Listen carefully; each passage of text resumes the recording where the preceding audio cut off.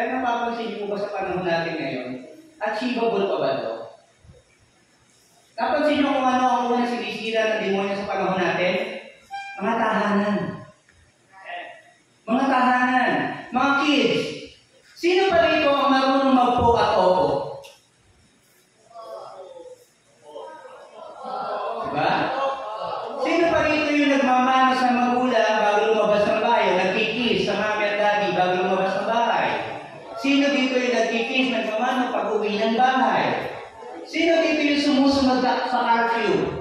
Pag alas 5, nasa bahay ka na. Pag alas 6, nasa bahay ka na. Araw-araw natin ginagawa yan, di ba? Pero napansin niyo ba yung mga magulang natin, paulit-ulit pa rin nasabi. Pag may nakita ka matanda, magmano ka. Pag may bumisita matanda, magmano ka, mag-bless ka. Pag dumitin ng mga tita, mag-kiss ka. Paulit-ulit. Pero ginagawa naman na natin, di ba? Why? Because our parents want us, di ba, na maging excellent dun sa mga bagay na yun. That is why tinuturuan tayo paulit-ulit.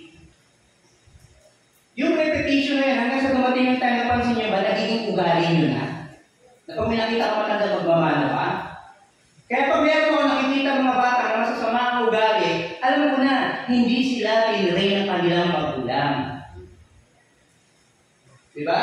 Di ba pinakakita kayo ng batang madurugas, di ba, magnanakaw, mangungupit, ang mga nagtanong, sino kaya magulang dito? Kasi bakit? Ang insinuation kasi, ganun din yung magulang. Right? Now dito, sabi sa atin, that we may approve that. Inumpisa sa salitang that. Why? Kasi it is pertaining to the first statement. Sagot ito, dagdag ito dun sa unang statement. Hindi ito standalone. Sabi ito that ye. Yung ye, pag ginamit ang word na ye sa King James Version, ang ibig sabihin ito, it is plural. Maramihan ito. So, ibig sabihin ng ye, you all. Pero ang tanong, sino pinakausap ni Apostle Paul? Ano ito? Sinulat kami ni Apostle Paul? And mind you mga kapatid, alam niyo ba kung saan sinulat ni Apostle Paul to? Sa loob ng kulungan. Isang taong PDL, kung tawagin natin sa Pilipinas, alam niyo kami yung ibig ng PDL?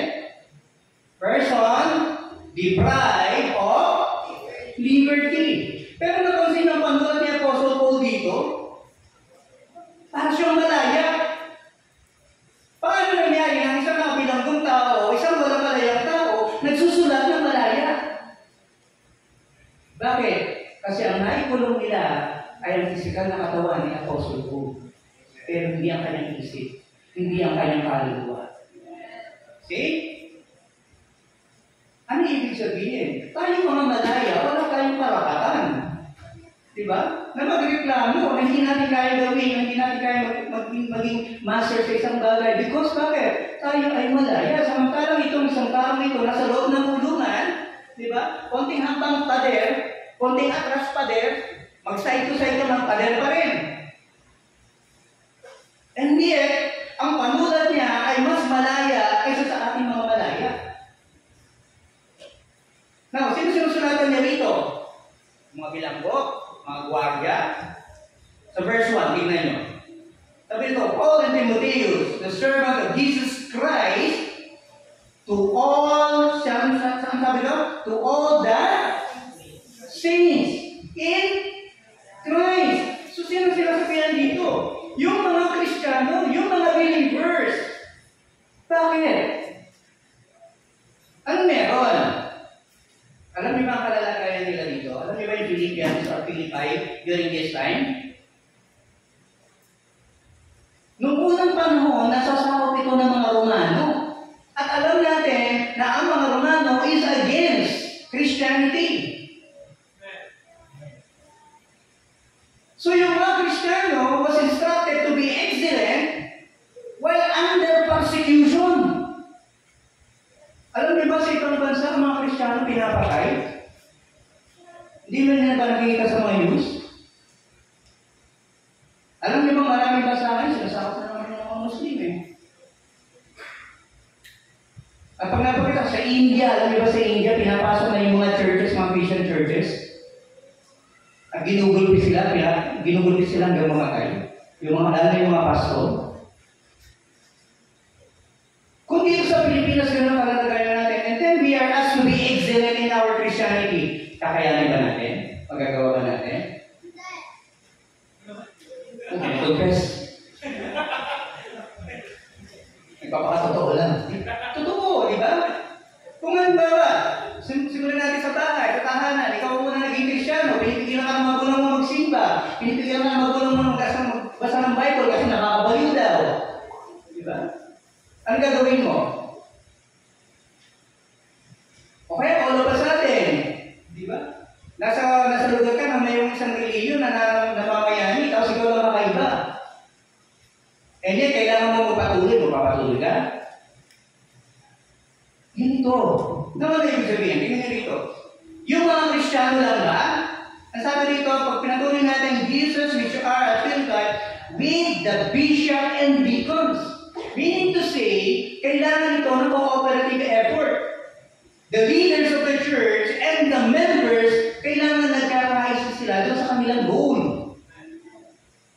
Diba? Yung pastor missionary minded, mag-iba din yung mga members, hindi. Palagay nyo, magagampanan? Hindi.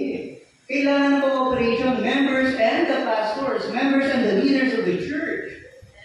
At dapat walang pabigat. Dapat lahat nakikisabay. Diba? Sa Kristyanismo, hindi uso yung pa-offend. Diba? We are aiming for excellence and yet ikaw pa-offend ka. Nakadalawang habang na yung kasama mo, ikaw dalawang habang paatras. Bakit? Papansin ka. Offend ako. Nakakatuwa. Pero mabigat yan pagkatunay ng buhay. Bakit? Kasi yung mga gawain ay hindi magagampanan ng maayos. Okay. Introduction pa lang po tayo. Now sa this. Pansinin niyo ito sa verse 6, sabi din, "Thank my God upon every remembrance of you." Si Apostle Paul, meron siyang magandang alaala sa tinaalala ng church. Bakit? Maybe during the time of Apostle Paul, naninindigan siguro yung mga church kahit gaano pa yung persecution sa kanila. At yun ang tinitingnan ng Apostle Paul. The good things about the church. Na it makes his heart happy, even nasa loob siya ng kulungan. Now, we as members of the church, do we make our leaders' heart happy? Kahit malaya sila? O kinukulong natin sila? How?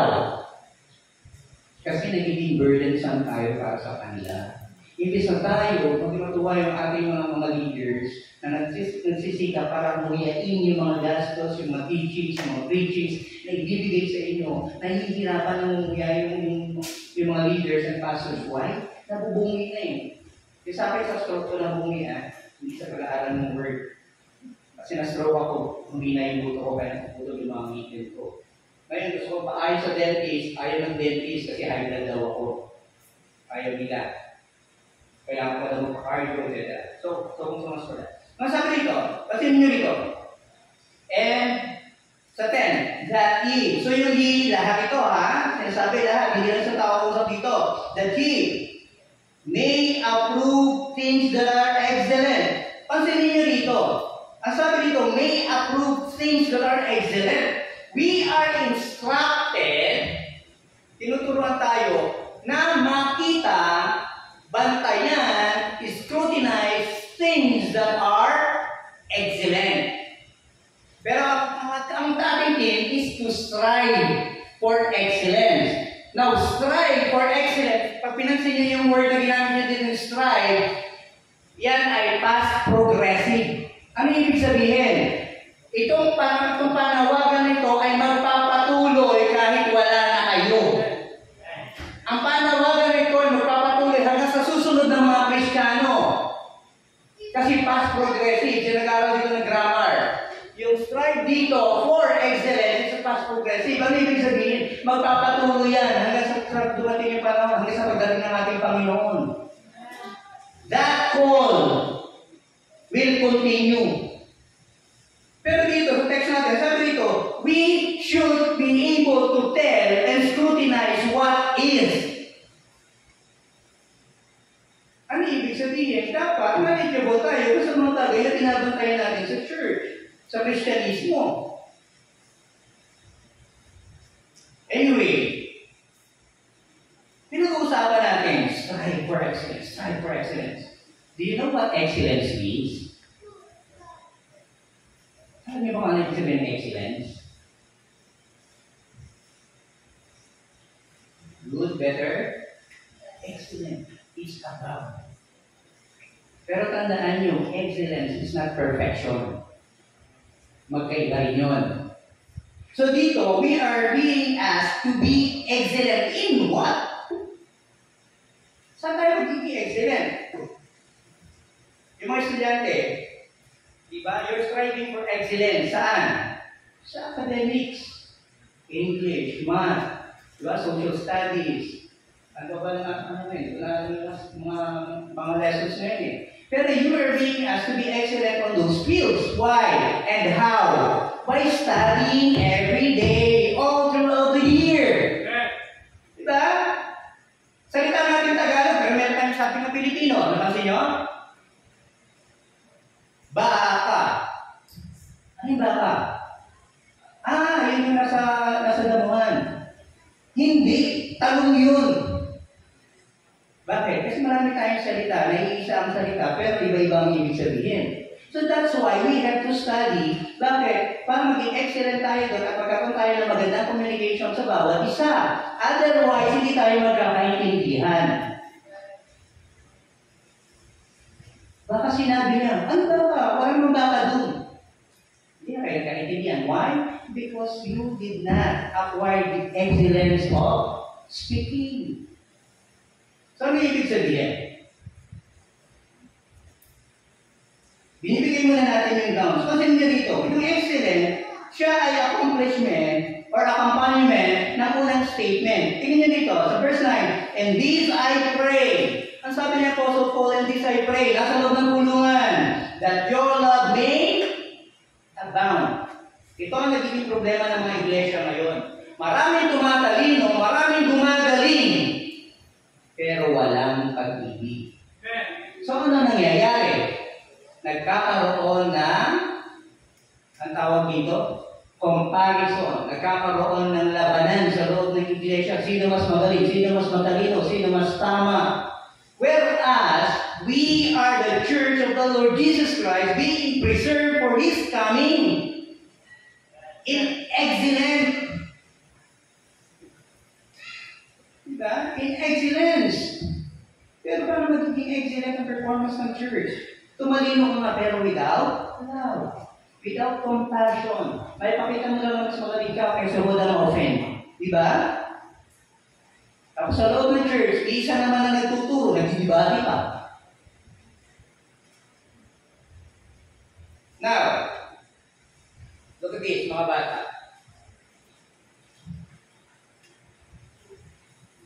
Sabi dito, and I pray that your love may abound. Pansinin niyo dito, yet, more and more in what? Knowledge and judgment. Meaning to say, this is a connection between the heart and the mind. To be excellent, kailangan in parallel yung heart mo at yung mind mo. Bakit? Kasi hindi mo gagawin yung isang bagay kung hindi mo mahal, kung hindi mo gusto. That's like yung mga courses. Diba? May kumuha ng nursing, pero end up call center ang trabaho. May kumuha ng engineering, pero end up call center ang trabaho. Why? Kasi kinuha nila yung course, not loving it. Hindi na gusto yun. Sinunod lang nila kung ano yung uso, sinunod lang nila yung gusto ng magulang. So, ano nangyari? At the end of the day, hindi niya pinursue yung course na yun. Why? Because he lacked love. Doon sa kurso na yun. Sa Christianity, ganun din. Bakit hindi mo pinupursue ang lakad ng church? Bakit hindi mo pinupursue ang lakad bilang isang Kristiyano? Because you do not love Christianism. See? Look at this. Sabi dito, your love may abound, where? In knowledge and in all judgment. that.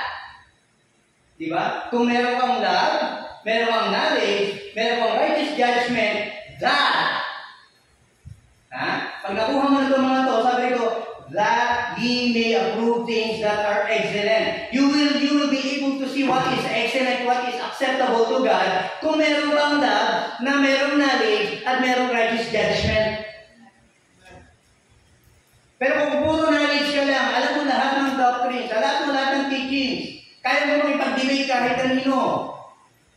And yet you do not have love, baliwala yung knowledge and understanding and judgment mo. Bakit? Hindi siya magiging tama. You see? Kaya lagi natin panatilinin ang pag-ibig sa pag-aaral, sa pag-fellowship, sa pagtupad sa ating mga gawain. Hanapin natin ang pag-ibig sa bawat kanan na yan upang maging narapat-dapat at maging tama. At hindi magiging mabigat. Paano mo malalaman na nasa pag-ibig pa yung ginagawa mo? Tandaan nyo to. Kapag nakikita nyo na ang inyong mga sarili sa mga ginagawa ninyo, ano ibig sabihin nun? Kung wala kayo sa tamang lugar. Halimbawa, example. Bakit lagi na lang ako naglilinis dito? Kailan naman kaming worker dito? Nakikita mo na sa sarili mo sa ginagawa mo. Whereas nung nag-umpisa ka, di ba gusto mo yan? Sa Panginoon naman ito eh. For the glory of God, dapat nilalay tahanan ng Panginoon na maayos ang bahan. Ginagawa mo siya dati para sa iyong Panginoon. And yet all of a sudden, after 1 year, nakikita mo na yung sarili mo, bakit ako lagi nandito? Kasi ka wala. Pag dumating ka sa punto na ngayon na sa ginagawa mo, hindi mo na nakikita ang glory ng Panginoon, na nakikita mo na yung sarili mo, then you are in the wrong place and your heart is not right. At tandaan nito, pag nangyari yun, bibigat ng bibigat ng bibigat ang bawat araw. Bakit sila ako makakain? Ba't ako nandito? Ba't sila may love gift? Ba't sila may love offering? Ba't ako wala? Para naman kami nagtatrabaho. See? Kasi nawawala na sa focus ang pag-ibig ko. Now look at this. Sabi dito, kailangan mo ma-acquire yung love, yung knowledge, yung judgment bago lumabas at makita mo, magkaroon ka ng paningin at pananaw to scrutinize things that are excellent. Tandaan niyo sa panahon natin ngayon, hindi lahat ng may hawak ng Biblia totoo. Maraming may hawak ng Biblia ngayon, ginagawang pagkakakitaan ng Biblia. Ginagamit ang salita ng Diyos para mga abuso. And yet sabi mo, word of God naman yan eh. So it's excellent, so it's right. No. Ano sabi ng Bible? Search the Scripture. Tingnan niyo kung tama ang gamit ng salita ng Diyos. Meron ako nililigtas one time. Ito na alam, connect ko sa inyo ito. Doon na-deserve ko yung isang member, isang kabataan. Nililay pala siya ng tatay niya. Ano ginagamit sa kanya? Children, obey your parents in the Lord. Kung hindi lang ako Christian, sinatak ko yun. Hindi nagalit ko sa totoo, magalit talaga ako nun. Para abusuin mo isang bata, sabihin mo, children, obey your parents in the Lord. Sa Diyos to. See? Tandaan nyo, even the devil uses the word of God. Kaya dito sinasabi sa atin, matuto tayo mag-scrutinize, to look and approve things that are excellent, things that are godly. Bakit? Tandaan nyo yung Jesus Christ, di ba? Nung nag-ayuno siya, anong ginamit sa kanya ng demonyo pangso? Di ba nasa sulat? Gawin mo tinapay ang mga batong ito? Di ba nasa sulat? Tumalo ka sa bangin na ito? At hindi hahayaan ng mga anghel? Even the devil knows how to use the Bible. Kaya tayo mga Kristiyano, dapat tayo matuto at makita at maka-discern things that are godly and not. Yun yung inaano ni Apostle Paul dito. Bakit? Nasa kulungan siya, nasa laya kayo. Hindi ko kayo masusubaybayan. And yet you have to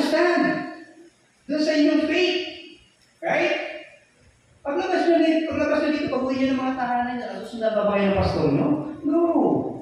Pero kung naman yung narinig nyo dito sa pulpitong ito, will be your guide. Para makita nyo kung ano ang tama, ano ang mali, what is acceptable, and what is not. Sa ating Panginoon. Now, sabi ito, pansinin nyo ito, that he may be sincere and without offense. Sincerity. Pinakamahirap po yan. Alam niyo ba kahit sa physical or human relationship, pinakamahirap yung sincerity ng karapatan. You can be sincere in one thing, pero sincerely wrong. Kaya ito sumunod dito sa ating sa excellence. Bakit? Kailangan muna magkaroon ka ng pananaw at pangikain sa kaalaman tungkol sa salita ng iyong Panginoon, sa panadunan ng iyong Panginoon. Before sincerity, why? Kasi pag mali yung natutunan mo, you can be sincere but wrong. Be sincerely wrong, right? Pero dito, sabi natin, kailangan sincerely right. Up to the coming of our Lord, Jesus Christ. Ito, huwag kayo gumayo sa iba. May sinasabi nila, second coming, ilang taon na pinag-uusapan yan, hindi mo taon na pinag-uusapan yan, paano ka ng mga apostles yan? Matagal pa yan. Tandaan nyo ito. Hindi nangiinip ang Panginoon, pero tingnan nyo ito. Lahat ng nasa Matthew, lahat ng nasa Revelation na palatandaan ng second coming of the Lord, nandiyan na. Ano sabi ng Bible? Susunugin at sisirahin itong mundo ito. Napansin niyo ba kahit ang buhay ng tao may sinahin? What is the sense of giving you 100-year life kung malapit na sirahin ang mundo ito?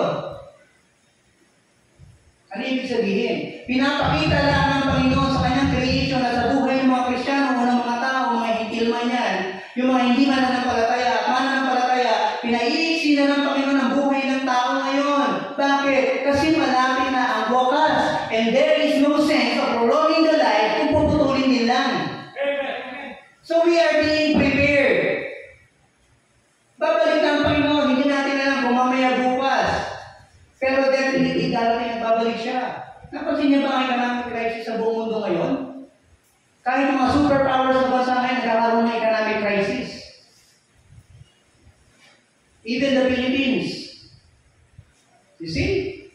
Kasi bakit? Mag-unite ang buong mundo as it was said in the Bible. At mangyayari yan.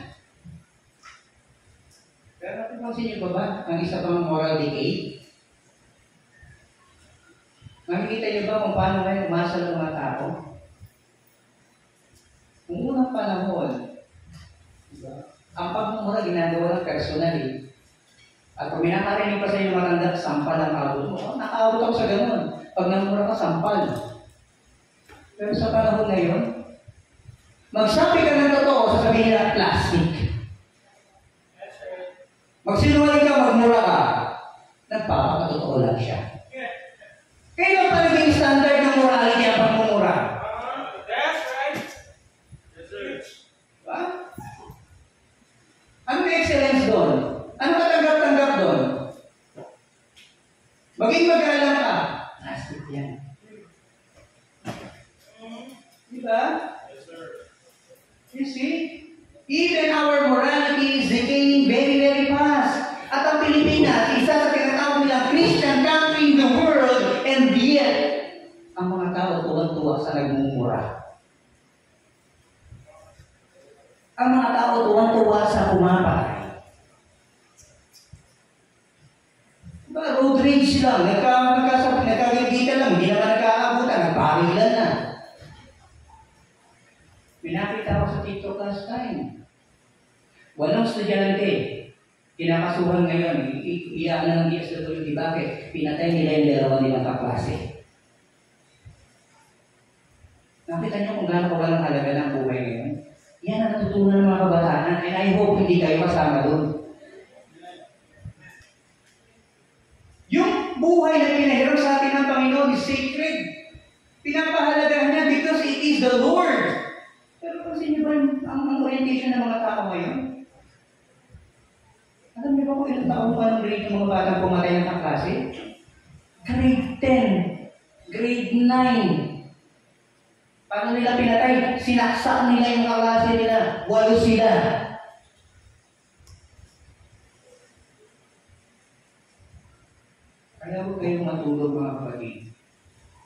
ang panahon ay nalalapit na at pinapakita na ng Panginoon ang total decay ng mundo because of sin. Alam niyo ba kung ano dahilan kung bakit sila sakit ang klase nila? Kasi nung pumasok sila ng CR, yung isang bata doon nilalaro yung ilaw. Nagalit sila. May gwardiya sa loob ng school. Oh, then inabangan nila sa labas. See? Buksan ang mga mata nyo, mga Kristiyano. Nalalapit na ang pagdating ng ating Panginoon at hinahanda na tayo. At huwag sana tayo maabutan ng Panginoon na ganoon na rin ang mga asal natin. Now, sabi ito sa verse 11, being filled with the fruits of righteousness, nabanggit kanina ng isang preachers. But the fruit of the Spirit is what? Love, joy, peace, long-suffering, gentleness, goodness, faith. Pag tinignan nyo lahat ng karakter na yun, hindi karakter ng tao yun. It is the character of the Holy Spirit, which is what? God. Pero ini-expect na lumabas sa atin. Why? Because we are born again. Amen. At kailangan yung karakter ng bagong buhay lumabas sa atin.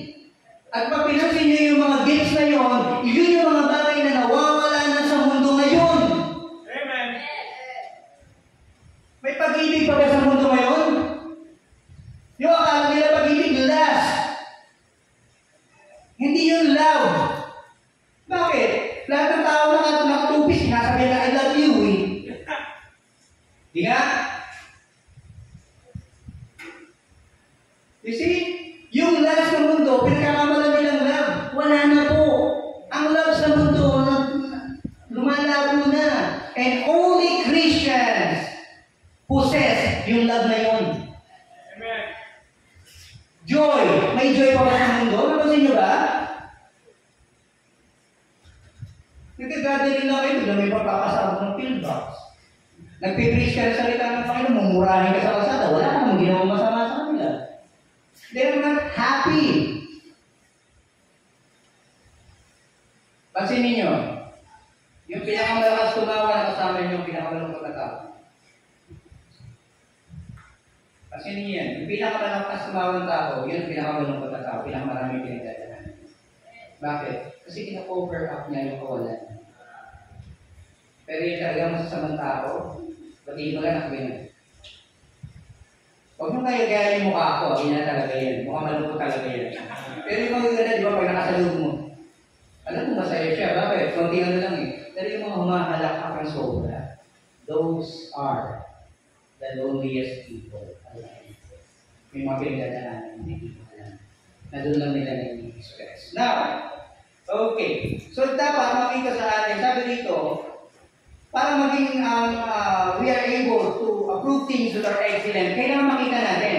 Ngayon, titignan naman natin, paano tayo magiging tahanin ng excellence? So, simple lang. Actually, minodify ko yung aking outline, naging konti na lang siya. Kasi sinabihan ako kanina, yan, lapit na. Paki-flash nga. Number 1, if you want excellence, gusto mong ma-experience, gusto mong maging bahagi ng excellence, excellence that is acceptable to God. Tandaan nyo ha, yung excellence natin pinag-aaralan natin, para maging excellence sa harapan ng ating Panginoon, hindi sa kapwa nating tao. Tandaan nyo, pag nag-glorify ang Panginoon sa excellence sa ginagawa mo, matutuwa din ang mga tao kakasabi mo. At ang matutuwa lang sa iyo ay yung mga totoong Kristiyano. Dahil yung mga hindi, sasabihin nila nagyayabang pa. Okay, now, ano ang bahagi kung gusto mo maging excellent? Ano yun? Honest to goodness. Sino pa dito yung nagpipray bago matulog? Sino pa dito yung nagpipray bago kumain? O pagbigay na nakasabi, Amen.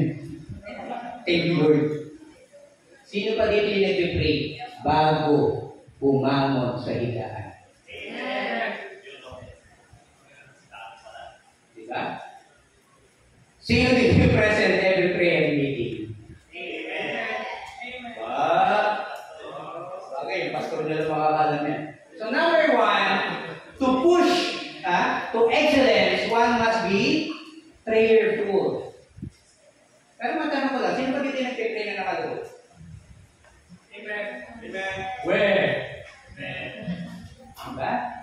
Nakakalimutan na rin natin. There are times when we pray, kailangan natin lumuhod. Amen. Kailangan pa rin lumuhod. Kaya kung may pataas yung mga pantalon nyo, para makita mo, may kali na yan. Diba? Why? Kasi pag lumuhod ka, ibig sabihin, you have a deep, deep, deep relationship with your God. Kasi bakit? Kilala mo siya. Amen. Kasi kung hindi mo siya kilala, you will never ever see the value of your God in your life. Hindi mo makikita ang halaga ng Panginoon sa buwan. Number two. Ano yun? To pursue excellence, kailangan, alam mo yung instruction kung saan ka magiging excellent, kung saan ka magpapaka-master. Diba? Kung magpapaka-master ako sa language, magbabasa ako ng mga manuscripts, right? Kung magpapaka-master ako sa engineering, then I will read engineering books. Pero dito, saan tayo pinagiging excellent? In our relationship with our God. Amen. So, paano ka magkakaroon ng relationship sa isang Diyos na hindi mo kilala? Paano mo siya makikilala? Read, read, and read. Diba? Search the Scripture, sabi ng Bible, for in them you know the day of salvation. Paano malalaman na ligtas ka? Sino nagsabi? The only one na magsasabi sa'yo that you are saved is the Bible.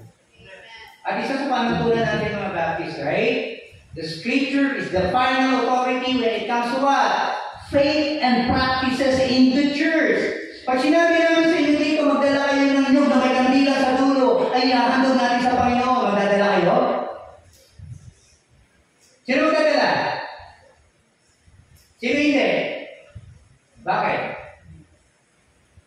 Because it is not written in the Bible anywhere. The Bible is the final authority when it comes to faith and practice. Kung yung practice na ipapagawa sa inyo is not in the Bible, hindi siya kailangan masunod. Why? Because it is not in the Bible, which is the final authority in the church. Amen. Sabihin niyo, Pastor, magkakaroon tayo ng baptism sa Friday.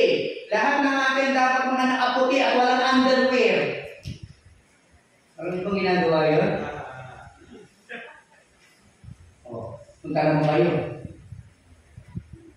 Sasabihin ng pastor, kailangan kayong sabi ng Bible, without shedding of the blood, there is no remission of sin. Halika dito, anak. Magkakaroon ka ng bloodletting. Tandaan nyo ito, maraming babae ang na-aksidente sa ganitong kamalian ng mga kulto. Shedding of the blood, ginagawa nila na panuntunan. Kailangan mga kababaihan mag-shed ng blood before ikasal. So kailangan muna, sino mauna? Yung pastor. Eh dahil hindi mo alam ang Bible mo, hindi mo alam ang doctrine mo, ang gagawin mo, sunod ka. Ito yung mga bulag na tagasunod. And after a few years, natuto ka ng tama, nalaman mo mali, ano ngayon? You see? So dapat read the instruction before you do it. Pastor, nasa sa Bible yan. Ito anak. Sabi dito, without shedding of the blood, there is no remission of sin. At dapat ang gagawin nito ay itinalaga ng Panginoon. Para magkaroon tayo ng panibagong banal na lahi. Pag ako nakakain dito, ibubuko sa kanilang pastor yun. Di ba? Bakit? Ginagamit niya ang salita ng Diyos.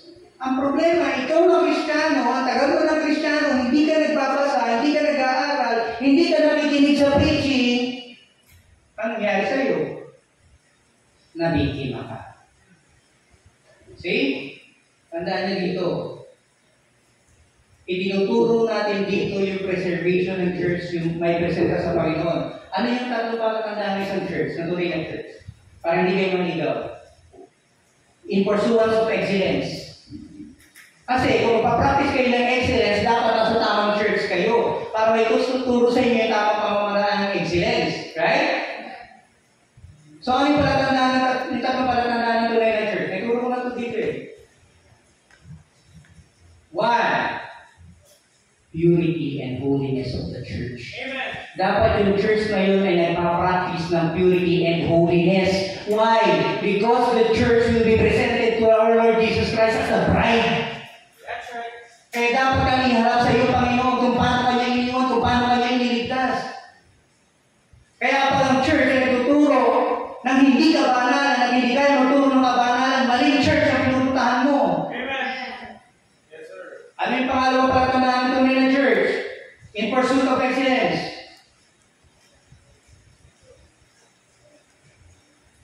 Pinitigan niyo ako, mamaya tulong na ako. Unity in doctrine. Instruction. Hindi ka tuturuan ng church na mapariwara ka at mapasama ka. Napansin niyo ang hipin natin dito sa church? There will be no living together unless you are married. Diba? Amen. Vision. Bakit? Kasi purity in doctrines. What was taught in the New Testament was taught still today. 1,000 years ago. Amen. Paano malalaman? Read. And listen to the preachings. Yung mga pastors, hiwa-hiwa lang yung pinipresent sa inyo, pero pag binubuo niya, makikita nyo doon, yun ang skeleton. The doctrine. Yun yung guide. Kaya nalalaman niya rin kung yung pastor tama pinipreach o hindi. Kasi alam mo yung doctrines. Diba? Now, ano yung susunod?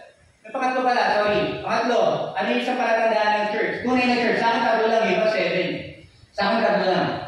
The third part. Ano yung third part? Sa palagay nyo? Practical, personal, holiness. Amen. Dapat ang bawat membro ng church ay nagpa-practice ng personal, practical holiness. Holiness, in a lower term, o sa mababaw na salita, is righteousness. Amen. Ang bawat membro ng iglesia nagpa-practice sa mga buhay nila ng righteousness, personal holiness. Ano yung mga bagay na yun? Kung ginawa kang tatay, maging tatay ka, magtrabaho ka para sa pamilya mo. Kung nanay ka, maging nanay ka, i-guide mo yung pamilya mo. Kung pamilya kayo ni Kristo, ipakita nyo na kayo ay mga Kristiyano. Practical, personal holiness. Kristiyano ka, nakatambay ka sa kanto, hubad-baro ka pa. Di ba? Ako yung minimitisan dito kanina. Kaya yung mga dapat yung minimitisan eh. Pero yung mga sagot, para sagot nasin lang.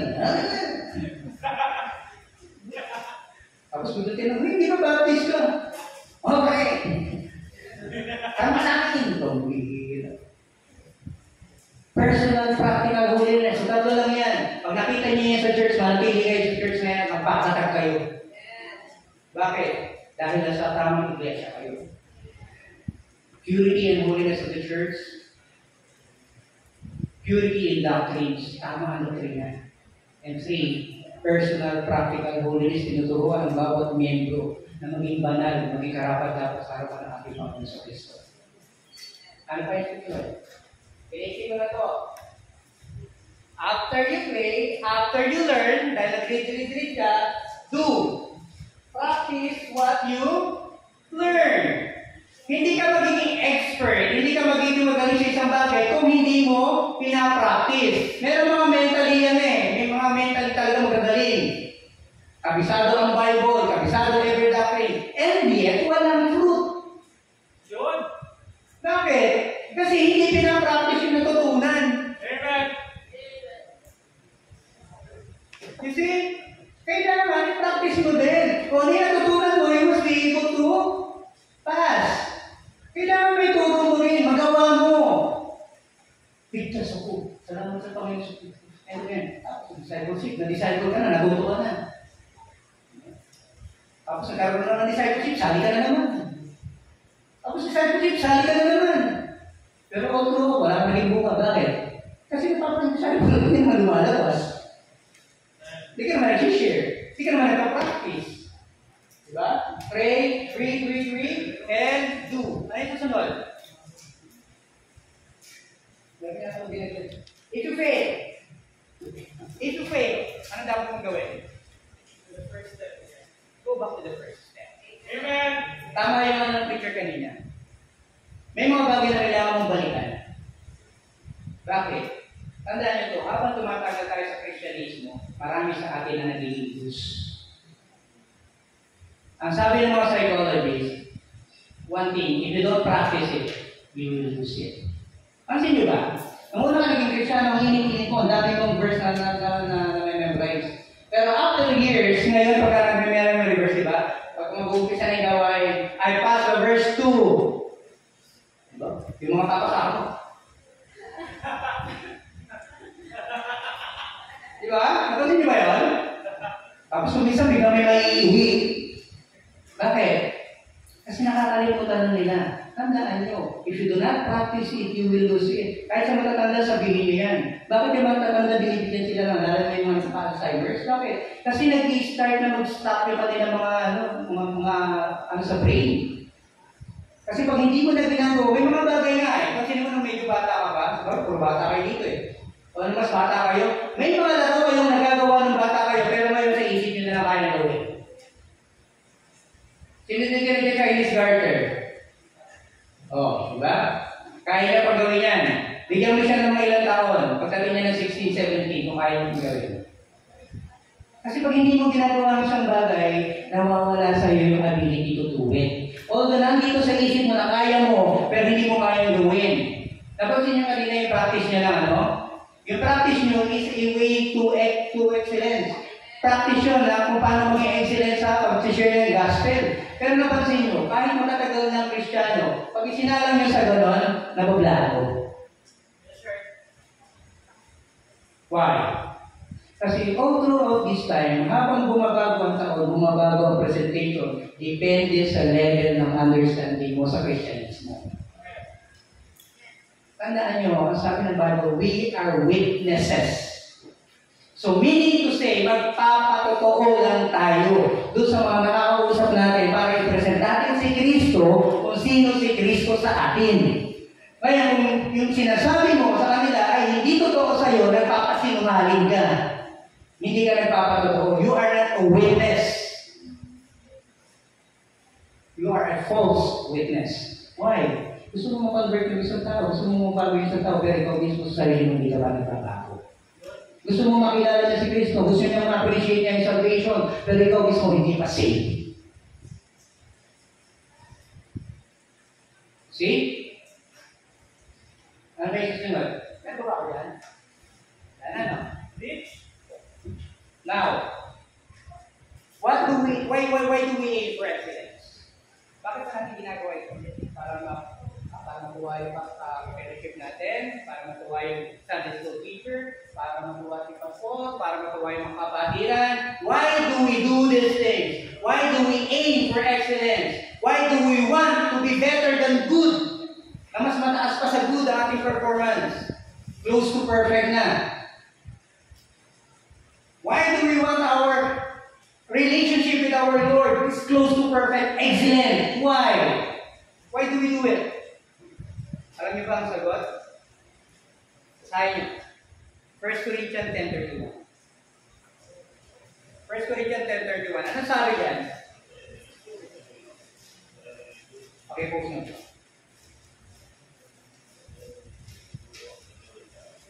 Napansin niyo ba? Whether therefore you eat or drink or whatever you do, what? Do all to the glory of God. Sabihin niyo to. Bakit hindi for ang ginamit dito? Bakit to? Kasi di ba? Pwede naman sabihin niyo, di ba? Do all for the glory of God. Pero sabi dito, to. Hindi ako naniniwala, may pagkakasulat yan. It was intended that way. Iba ang gamit ng 2 sa 4. Kasi pag 2, it is something to do. is a verb. So, parang inamin niya to, it is an act to glorify God. Not for the glory of God, but to glorify, to work on glorifying God. Amen. Walang nag-glorify sa Panginoon na nakaupo lang. Amen. We have to do the work. We have to step. Even praising God, di ba? Pag kumakanta kayo, you have to exhaust your lungs. Kailangan mo isgaw, kailangan mo ibuga. Dahil hindi ka kakanta kung ikaw mabibig mo. That is why we have to do. Because it is something for us to do.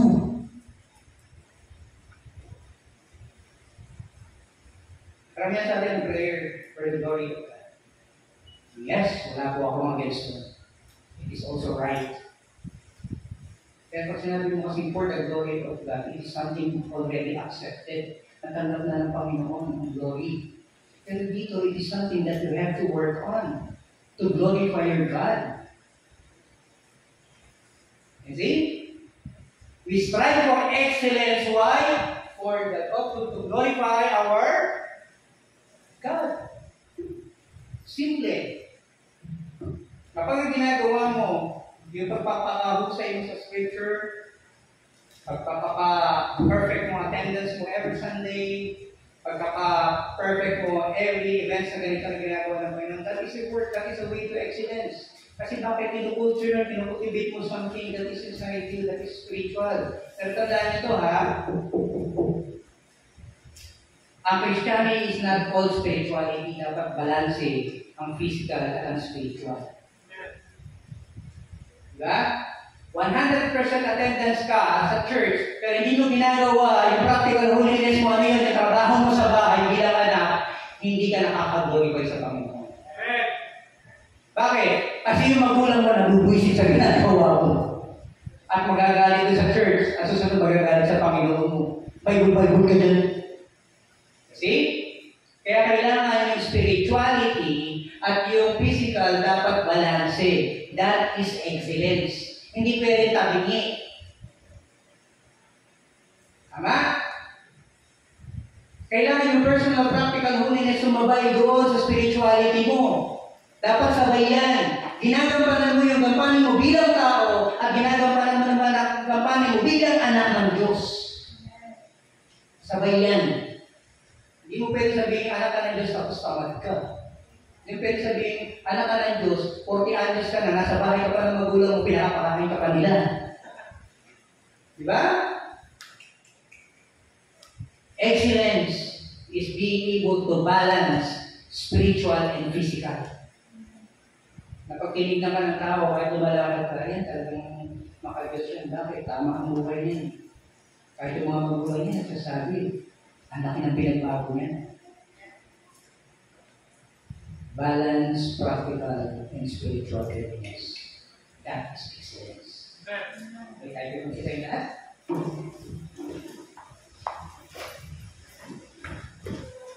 Okay lang po kayo. Okay. Papagaki. Para mag-close. Okay.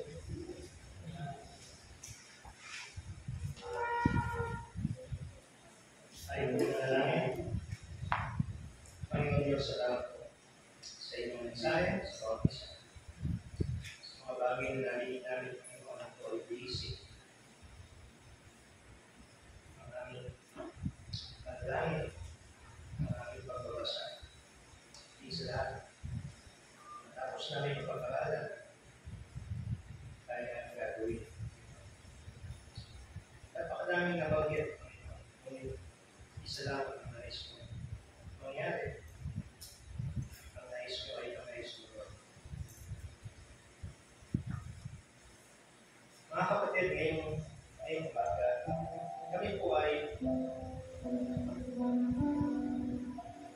nandito upang hamunin ang bawat isa. Hindi pa pagalitan, hindi pa guilt trip.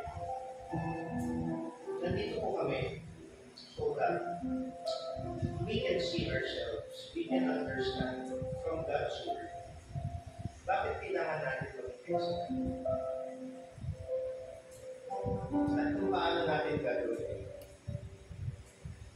hindi yun para sa akin.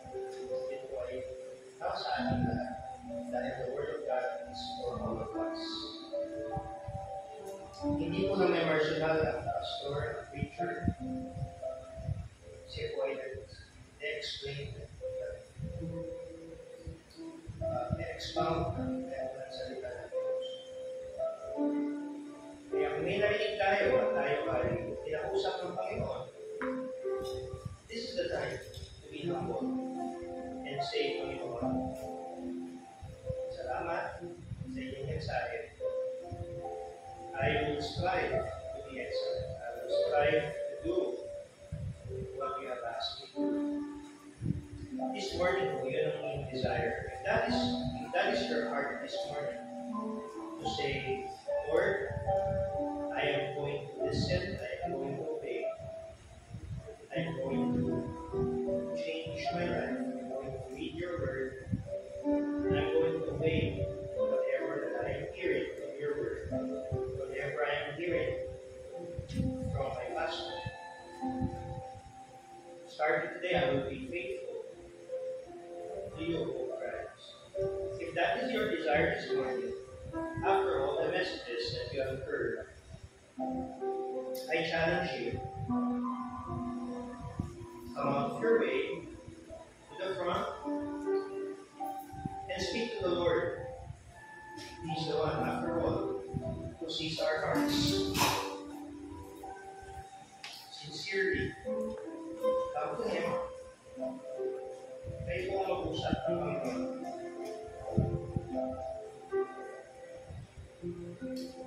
Ang katabi mo,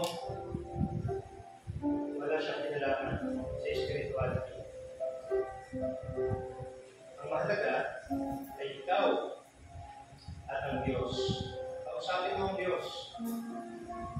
Ngayon ka, huwag mong sayangin ang opportunity to do something that will change your life. Madaming mga tagapagsalita, pero isa lang ang mensahe. There's only one point. Do. Kasi kahit natinig natin, hindi naman natin gagawin. It's useless. Panginoon, kami po ay patuloy na namin at pinapadalangin namin Panginoon na mga campers, dalangin ng Panginoon, kayo po ay patuloy na mangusap sa bawat isa. Kayo po ay patuloy na umitos gamit ang inyong banal na Espiritu to speak, and we will listen, and we will obey. It is not us who is the focus. It is you who should focus. Ngayong Holy Week, ngayong aming lahat. Dalangin namin, Panginoon, ang mga bagay na aming natutunan ay hindi maagaw sa amin ng kaaway. Help us to enjoy the fellowship. Help us to enjoy the food. And we thank you, Lord, for our speaker, our speakers, that we will bless them and use them more in your ministry. Thank you for our pastor, Pastor Gong, for his life. Thank you for his church. Thank you for his efforts, Lord, that you have entrusted to us. Help us to grow and be more excellent. In Jesus' name we pray.